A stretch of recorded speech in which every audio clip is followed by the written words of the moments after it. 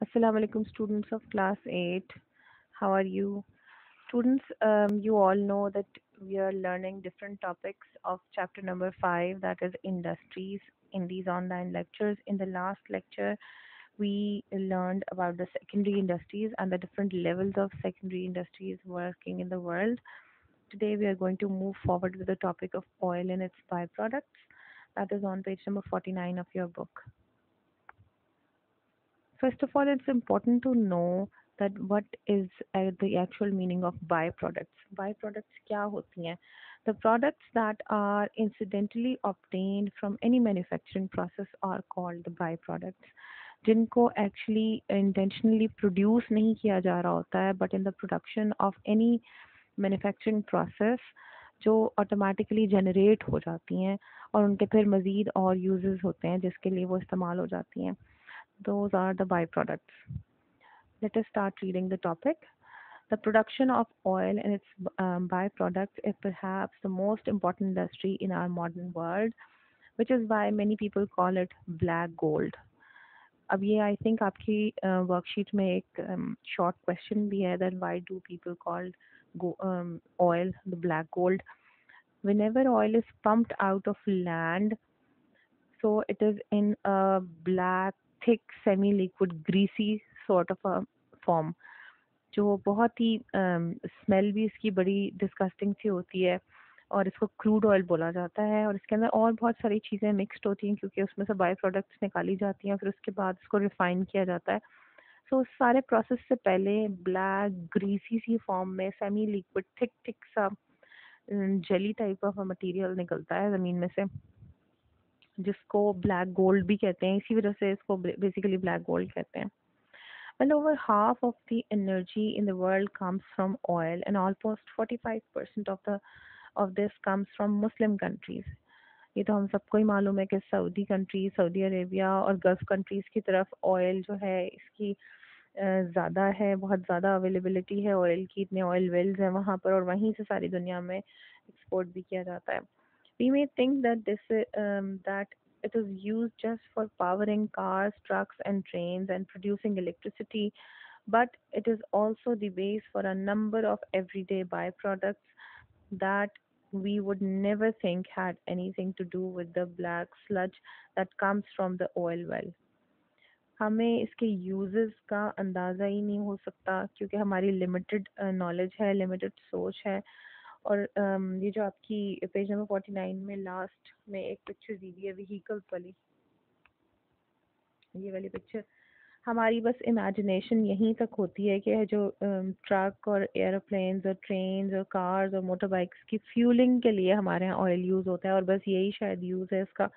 लेकिन इसके अलावा हमारी थोड़ी सी नॉलेज इंडस्ट्रियल पर्पसेस के लिए भी हमें समझ आती है कि जी इंडस्ट्रीज रन की जाती हैं, छोटी बड़ी हर तरह की इंडस्ट्रीज ऑयल की बेस पे ही रन हो रही होती हैं.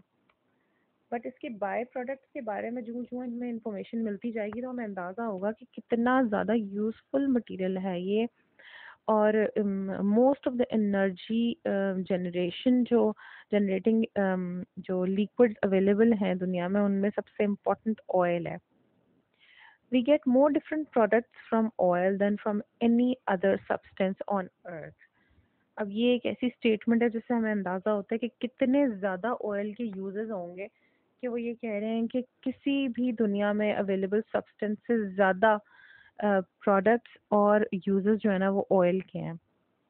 ये एक आपको पिक्चर जो दिखाई गई है पेज नंबर 49 पर राइट हैंड साइड पर टॉप पर, national refinery Karachi crude oil की रिफाइनिंग के लिए जो बेसिक हमारी नेशनल रिफाइनरी अवेलेबल है, गवर्नमेंट बेस्ड पब्लिक बेस्ड है, ये कराची में अवेलेबल है और यहाँ पर ऑयल लाया जाता है बिल्कुल रॉ फॉर्म में क्रूड ऑयल. और उसके बाद उसकी रिफाइनिंग का प्रोसेस होता है सारा जिसमें से सारी बाई प्रोडक्ट्स अलग अलग की जाती हैं और फिर उनको मज़ीद प्रोसेस के लिए भेज दिया जाता है रिफाइनिंग के बाद. इसी तरह एक अटक ऑयल रिफाइनरी है, मोरगा ऑयल रिफाइनरी है, ये डिफरेंट एरियाज में पाकिस्तान में अवेलेबल है oil refineries. Okay ji, come to the next paragraph. Oil comes from underground as crude, a thick black horrible smelling semi-liquid.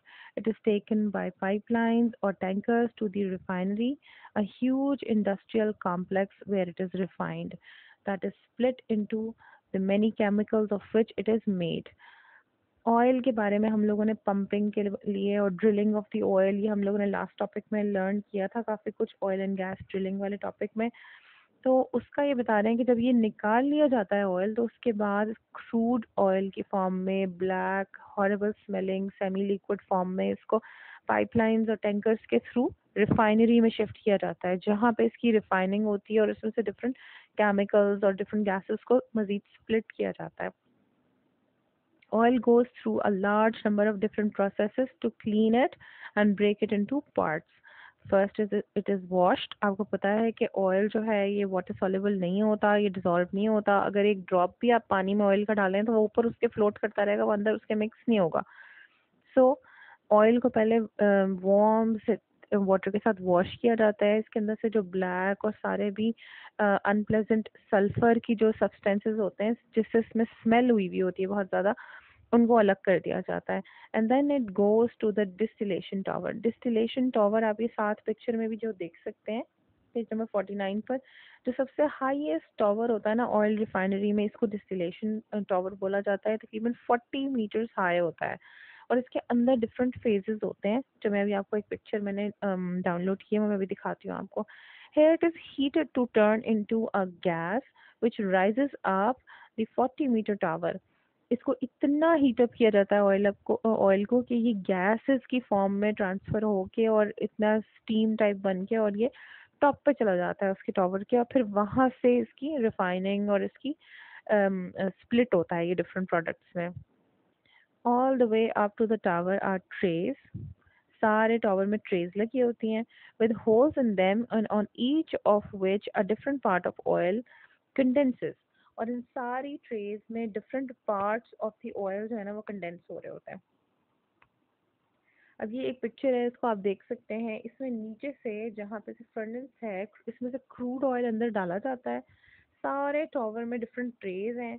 सबसे पहले तो इसको इतना ज़्यादा हीटअप किया जाता है कि गैस की सेपरेशन होती है इसमें से। यहाँ टॉप पे यहाँ आप देख सकते हैं, गैस सेपरेशन होने के बाद दोबारा इसको रिफ्लक्स को पंप इन किया जाता है। यहाँ से पंप इन होने के बाद इसमें से सब चीज़ें सेपरेट होने शुरू हो जाती हैं। फर्स्ट स्टेज में कैरोसिन रिफ्लक्स, फिर कैरोसिन लाइट गैस ऑयल आ जाती है, फिर लाइट गैस ऑयल रिफ्लक्स ऊपर है और गैस नीचे है, गैस ऑयल। फिर हैवी गैस ऑयल रिफ्लक्स आ जाएगा और एंड में हैवी गैस ऑयल। ये सारे यहाँ से सेपरेट हो के डिफरेंट कंटेनर्स में और कंडेंस फॉर्म में ट्रांसफर होने शुरू होते हैं। यहाँ इस तरह बाई प्रोडक्ट्स इसकी बनती हैं और इस सब से एंड में जो है ना रेजिड्यू रह जाता है जिसको पंप आउट कर दिया जाता है, और ये जो है ना डिस्पोज करने वाले लिक्विड फॉर्म में होता है बिल्कुल, जिसको आप कह देंगे वेस्ट होता है ऑयल का। ओके जी, अब हम नेक्स्ट टॉपिक पे आ जाते हैं। Some of the products obtain from oil. कौन कौन सी मजीद प्रोडक्ट्स ऑयल से निकाली जा सकती हैं? These are only a few of them.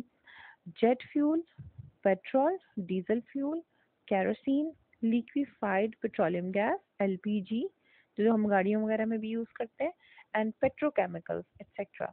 Beside different fuels, oil is a raw material for cosmetics. आपको पता है आपकी लिपस्टिक्स नेल्स पॉलिशर्स में भी एक स्पेसिफिक किस्म की क्वांटिटी डलती है ऑयल की।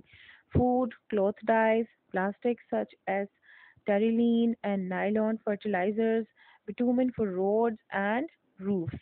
बिटुमेन जो होता है ना, that is basically waterproofing के लिए रोड्स की और रूफ्स की जो ब्लैक टॉप होती है ना हमारी रोड की, ये, और अक्सर छतों के ऊपर भी वाटर प्रूफिंग के लिए ब्लैक कलर का मटेरियल लगाया जाता है, इसको बिटुमेन बोलते हैं। ये ऑयल का बेसिकली जो बाय प्रोडक्ट है एक। एंड फॉर स्ट्रेंथनिंग टायर्स, और टायर्स के लिए भी इसको यूज किया जाता है रबर्स के साथ ऐड करके।